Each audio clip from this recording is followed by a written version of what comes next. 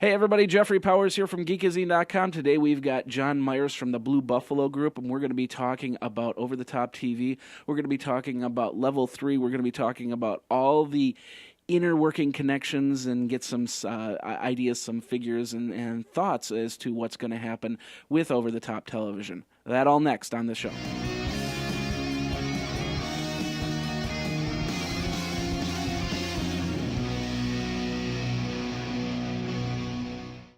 All right, Jeffrey Powers here, continuing on with over-the-top TV discussion. Today we have John Myers here.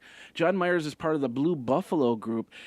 He's been working in areas related to professional services of the consulting and development associated with the telecommunications industry for over 15 years. John, thank you very much for coming on to the show. Well, thank you very much for having me. It's an honor to be on the program. All right. Well, why don't you tell everybody about what the Blue Buffalo Group is? I'm just going to put up the web. Telco to sell video on demand or various and sundry things. You see this with Verizon Fios, AT&T Uverse. You see this with the new Comcast Xfinity, with some of the other products that are out there. Now, the question is, how do you take those very great networks and that network expertise that telecoms have and merge that with the content arena, specifically some of the areas of social media, or what I like to call what I want, when I want it, wherever I want type of activities, where people go, I don't want to see a programmed or a time-based schedule anymore. They want to be able to pick and choose. We've seen the start of that with TiVo and the DVR to time shift. And I think to our discussion today, you're seeing it with over-the-top video saying, I want to be able to check, I want to be able to select from a library at my convenience, not necessarily even waiting for it to be on a schedule and reported so I can watch it later.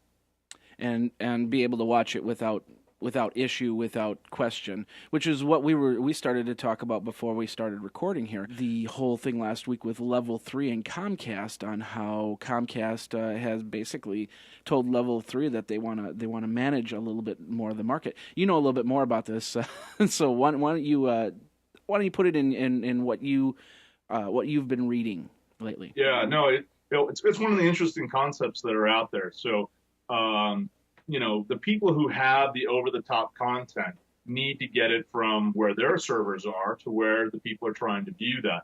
So, oftentimes, if you are looking at it in terms of a YouTube, it's relatively easy because most people have low expectations of video content, video quality, audio quality, etc.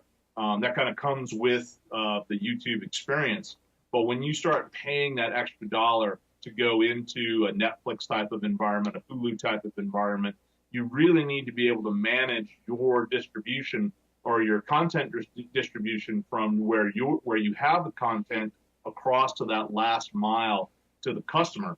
And a lot of times what you need to make sure is that particular pipe makes it. Now, last week, Level 3 and Comcast got into a bit of a billing disagreement, if you will, over how Comcast decided that Level 3 needed to pay a premium on connectivity going across the Comcast networks. I believe that Comcast would say that this was part of their right from the FCC's perspective to do some proper network management and not have one provider flooding their network with information. But I also find it kind of intriguing that lo and behold, this story is related to Level 3, who's the content distribution network of choice for Netflix, which is one of the keys to just about any over-the-top video platform you might see out there. And that's a direct competitor to some of the things that Comcast is doing right now. Were you to see something like this crop up between, say, a Quest TV, a Quest ISP or some other non-video aspect to it, you might say, okay, it really does have that network aspect to it. But when you see Netflix going head-to-head with Comcast's pay-per-view and video on demand business models, that's where it becomes very interesting. FCC has tried to really play a hands-off role in recent years, and moving forward, they've said we're going to kind of play that beat cop role to make sure that the consumer doesn't get stuck in the middle. But it is interesting to see that the FCC is starting to lean towards maybe a little bit more on the telecom side with some of Yeah. their ideas about, or at least the ideas they've been floating recently about utility-based pricing for broadband access. Now, how much, in putting Comcast becoming the middleman here, how much cost does Comcast endure when a company like Level 3 pushes something like Netflix to the consumer? Well, to a certain extent, you can look at it in terms that Comcast has a sunk cost invested in their network. As a consumer, you have paid for X amount of bandwidth to come down to your content. So again, I think that's where you really get into some of those areas where Comcast's decision is very interesting when it comes to level 3 because we are talking about some of those competing interests versus inside the wall garden content and outside the wall or over the top video. And how do you get a reasonable business model associated for both Comcast and Netflix? Yeah. So if everyone starts moving towards an over the top video arrangement, I think Comcast was a statistic I saw from them, it was either last week or in the last couple of weeks, that their average user on a monthly basis uses less bandwidth than, say, one or two good movies that you might download from a Netflix or from an iTunes. Now, in that particular case, they're trying to say, well, they may be trying to make the case that if people start using all that bandwidth, we might need to charge more to get that bandwidth to go, which a lot of people from Google, from Apple, from Netflix, they really don't want to see that type of metering on the content that comes through the network. And it kind of gets to the core of a very sticky issue called net neutrality, where in some instances you can say net neutrality or access to the internet should be free. And the analogy I use is free as in free beer or free speech.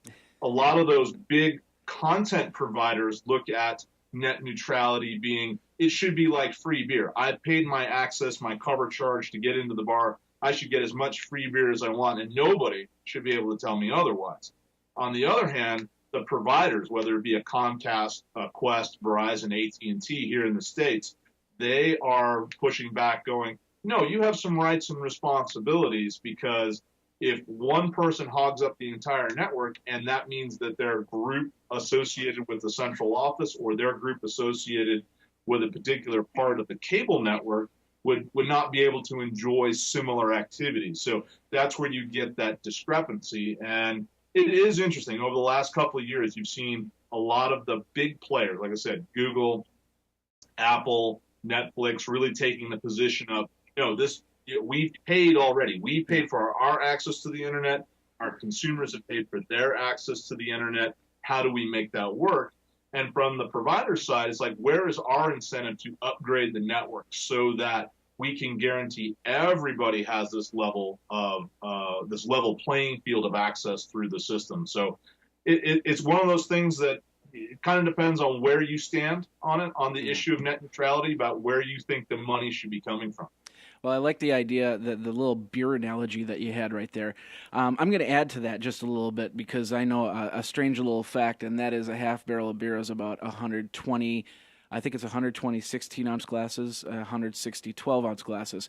So if Comcast was giving out free beer, they basically say free unlimited beer, but they're still figuring out who's filling up their cup the most, and then kind of saying, wait a minute, give everybody else a chance to do that first on there. So it's a pretty big thing, especially with the fact you have people nowadays, they're starting to cut the cords. And I got to ask you the question, have you cut your cord yet?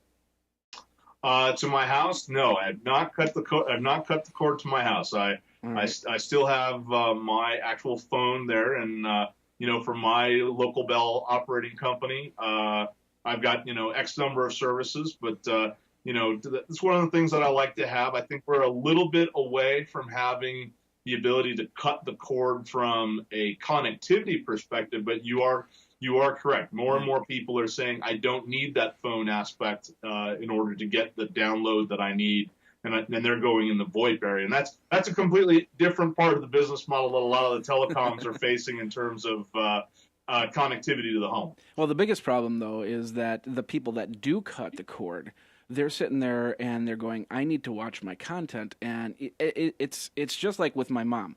My mom, she will sit on the couch and she will watch TV until she falls asleep.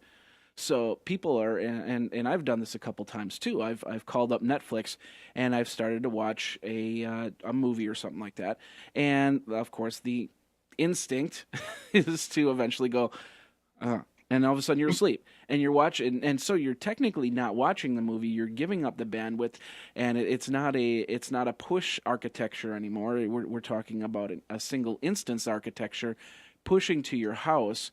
And now companies like Comcast, like Time Warner, like Charter, they all have to figure out how they can continue to push internet to people that really aren't watching the internet. And the same thing goes with live streams like this show, for example. If you're sitting there and you're watching this show and you got to get up and you got to get another cup of coffee, you're turning around and you're not watching the show. You're going to get a cup of coffee. Well, this is still playing. And whereas this show might be 40, 50 megabytes in size, if 100 people are watching it, you go from 40, 50 megabytes in size all of a sudden to 400 to 500 megabytes for each person that I'm sorry, 4 gigabytes to 5 gigabytes for each person that watches it. So that's where the whole Comcast issue comes in there, and the total cost and return on investment for something like that. Yeah, no, I agree with you, and I'm one of the guys that thinks that if you don't look backwards to see where you've come as an industry, you oftentimes miss the obstacles ahead. And I think that there are a lot of lessons learned from back the AOL days when they said, "Hey, all you can eat 1995." People got onto the system and stayed logged in, and they were like, "Hey, I'm paying my unlimited monthly charge. I have no responsibility in this particular aspect." So you are seeing a lot of the telecoms coming up with the okay, let me try again. That's okay. Take a slight step back because the bottom of your chin is being cut off on the video there. Yeah, So, no, I'm sorry about that. that's okay. That's okay. Go for it. So a lot of, I'm one of the guys that thinks about looking back to see what, some of the challenges you're going to see moving forward. I think there are a lot of lessons learned from the AOL experiment, if you will, in connectivity back in the day when they said, "Hey, we're going to go all you can eat, 1995 per month." People would dial in, stay logged in no matter what. And that really caused large amounts of trouble for the AOL guys because they couldn't meter the traffic in the way that they needed to. I think that when we look forward, we're going to see a lot of people, like you said, using bandwidth they may not want to be using or may not be realizing that they're using. And now you're seeing the telecoms kind of pressing back in those particular areas to say, because we have these types of activities, we're going to move to a utility-based pricing method where you pay for what you use. Now, this may sound good and great until you get over one of your usage caps and you get one of those amazingly huge bills. You're actually seeing, I think one of the other areas you can associate to this broadband issue is the one with mobile data usage, as you were talking about cutting the cord. Yeah. There was a survey out there that said almost universally, consumers prefer an all-you-can-eat data plan, and they will, in fact, pay for a higher rate of data plan than they might need, so they can have that sense of security that if they decide that, hey, I'm stuck at the airport for 2 hours, I'm going to download a movie off of whatever the content is, they don't run into a huge overage issue. I think we're seeing some of those exact same things. Telecoms and cable cos have spent a long time over the last 20, 25 years teaching the North American populace, in particular the American populace, that all-you-can-eat billing was a good idea, and we're kind of used to it. And they want to move back to more of a utility-based billing, which makes sense. Hey, pay for what you want to use, but a lot of people are going with a risk management, if you will, or a risk-averse policy going, just let me figure out what the biggest data plan is. I'll pay for that one, and I've got sense of security that gets money for the telecoms and the cable cos, but it also changes that relationship that they want to start forging with us as a pay to play or pay for what you use type of utility.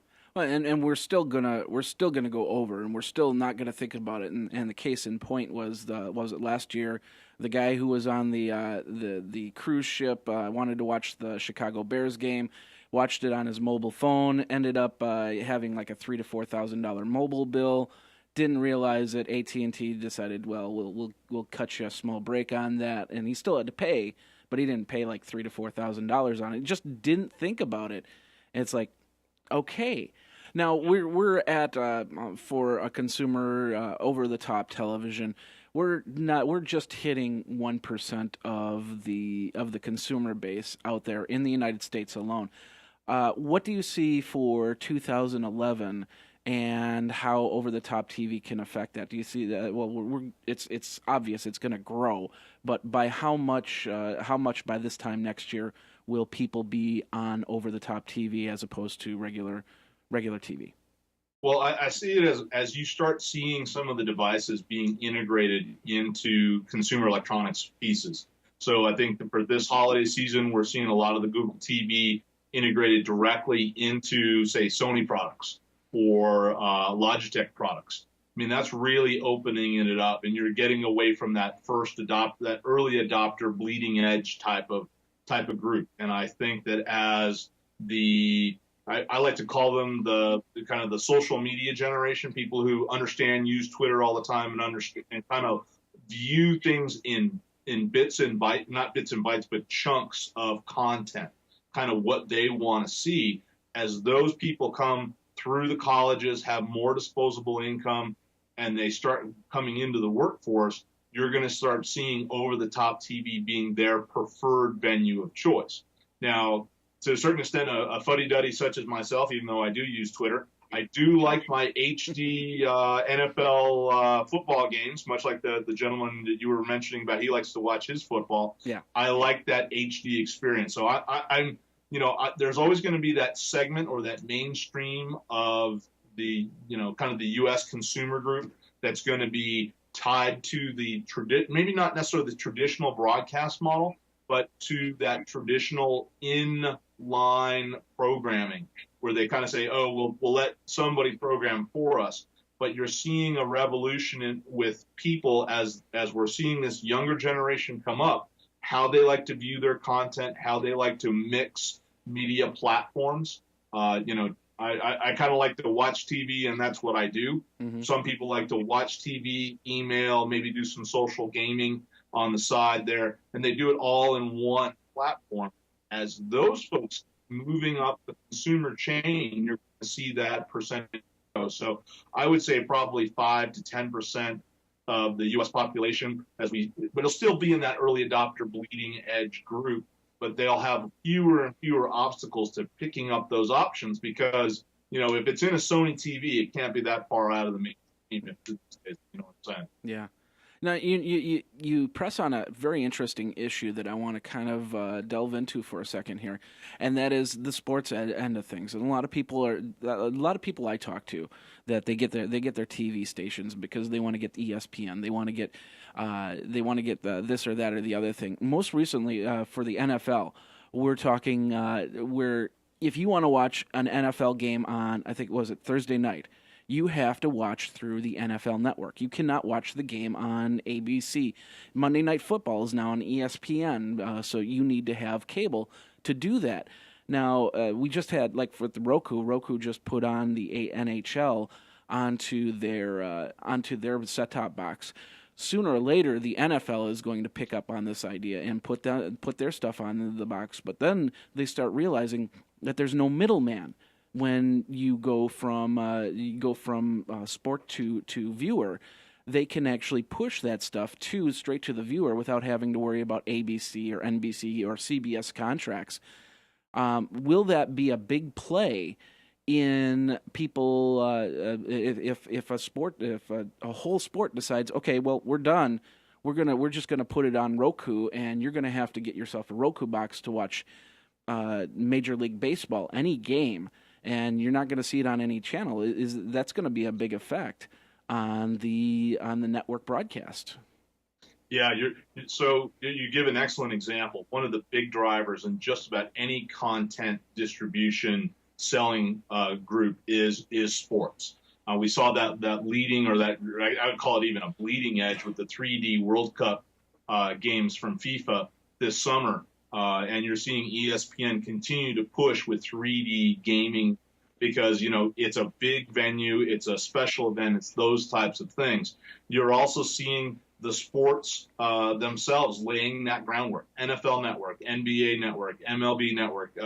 At the college level, you're seeing Big Ten with one of the more powerful cable networks out there. And what they're doing is they're laying the groundwork to say that this is not NBC's or ABC's walled garden content on Monday Night Football. It's our walled garden content, and we will pick our distribution channel based on the relationships that we have. Now, we have a couple of things here in the U.S. that'll prevent any one sport from kind of saying, I'm going to go direct and I'm not going to deal with anybody else ever again. It's called the antitrust laws. And it's always funny to watch senators complain why they can't watch their baseball game on broadcast television in their own market. But, when you get into those areas, you start to see the sports are already lining up to have themselves ready to make that channel, but they're not going to be stupid. I mean, the most powerful, brand for distribution is ESPN right now, and it's kind of the crown jewel of the whole ABC Disney concept for the sports side.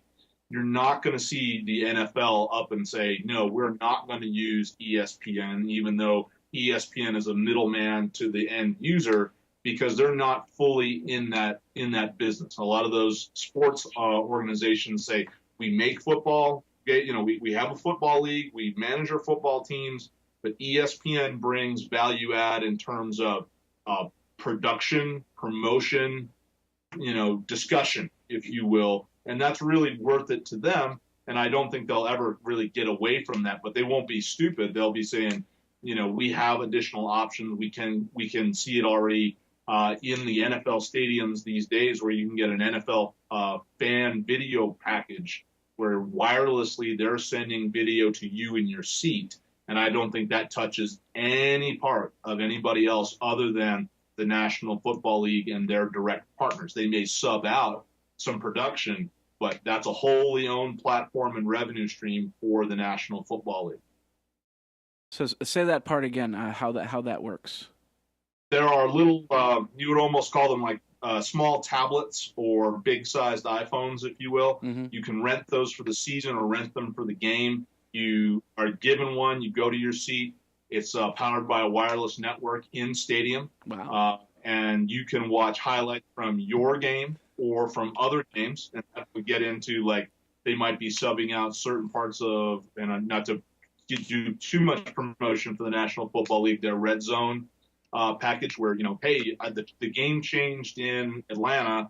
I want to know who scored, because maybe you're a fantasy football league guy, or maybe you're interested in Atlanta and the game you're watching in your city of choice. And now you can watch that at your seat.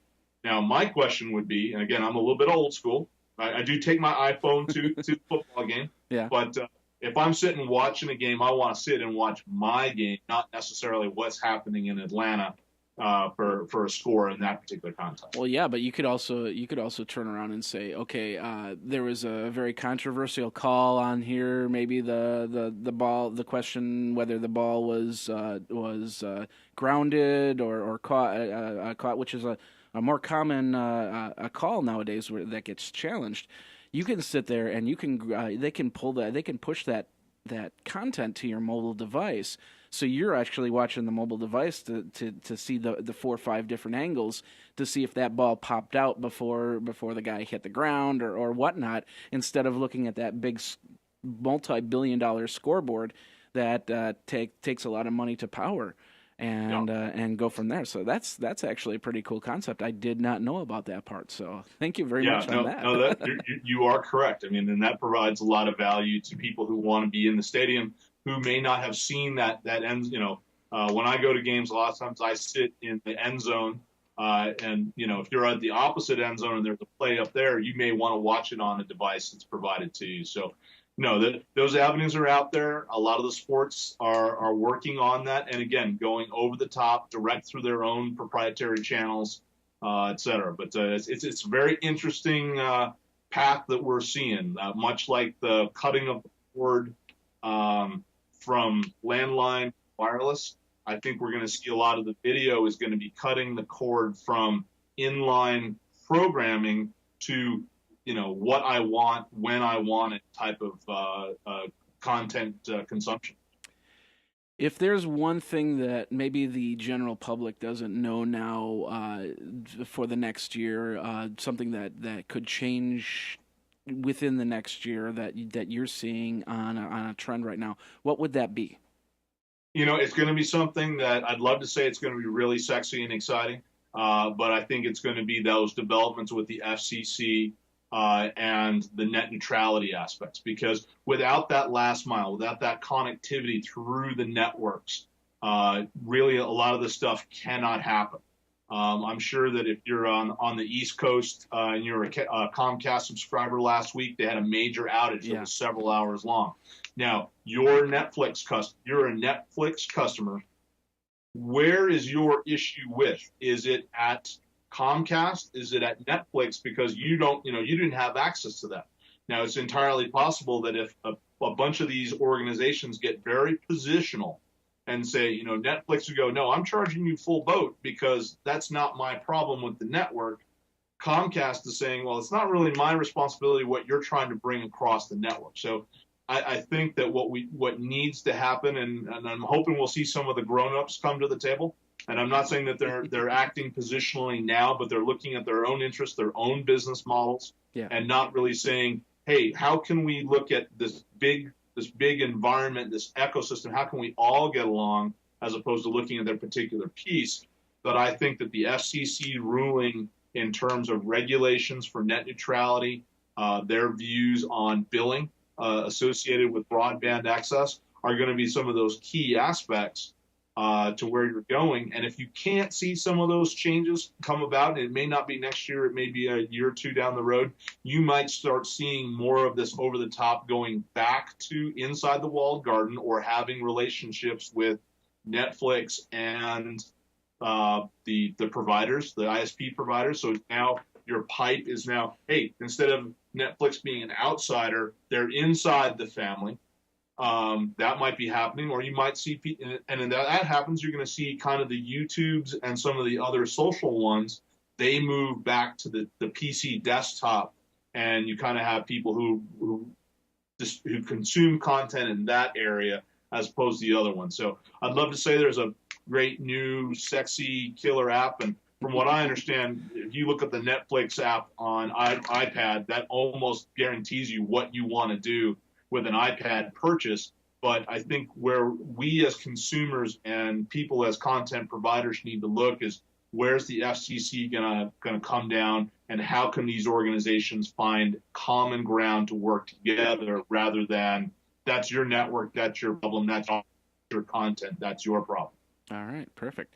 How do people get a hold of you if they want to get more information? Any questions? Well, there's two ways. Like I said, I'm an older guy, but I tweet quite a bit. So if people want to get a hold of me, they can get it at the Twitter handle of Blue Buffalo Group. So it's at Blue Buffalo GRP, or they can reach me through my email address at john.myers@bluebuffalogroup, all spelled out, .com. All right, perfect. Thank you very much for your time, John. And we'll definitely talk down the road. If you're up for that. All right. Well, for the show, thank you very much. My name is Jeffrey Powers. Check out all the stuff over at geekazine.com, and we will see you next time on the show.